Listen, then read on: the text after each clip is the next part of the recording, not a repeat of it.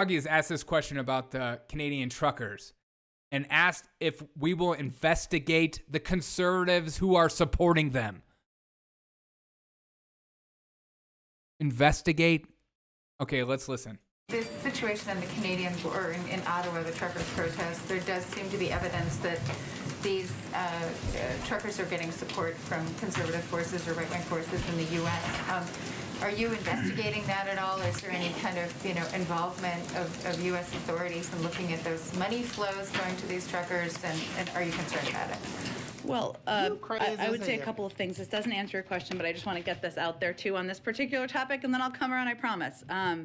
We have been engaged since the outset. Well, some of it hopefully answers your question, I should say. Of the protests, there have been zero impacts to CBP operations, which is a question people have understandably been asking us. Some shipments were rerouted by our law enforcement partners to other points of entry due to road closures. Some shippers have had to reroute, but CBP has been in communication throughout to ensure shipments can be cleared and onto the normal routes. In terms of an assessment of any other engagement from here, we don't really have any update on that or any investigation to read out at this point. Are you going to investigate conservative forces? Did you hear that? What? I mean, seriously, we're at the point now in this country where you're worried about conservatives giving money to a cause for people to have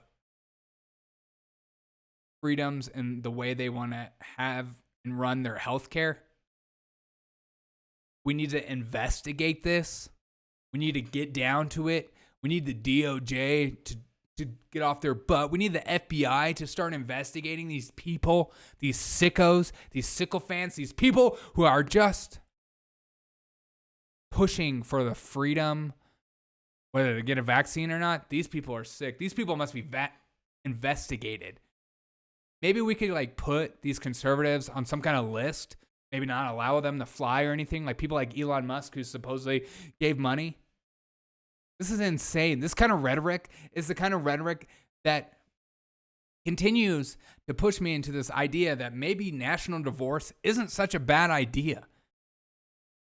Be investigated by holding a different opinion than yourself. Get rid of Rogan, start investigating these voices. These people are dissenting voices. What does this sound like to you? Does this sound like democracy? Or does this sound like freaking fascism? Because anybody with a brain can see this for what it is. Submit or else.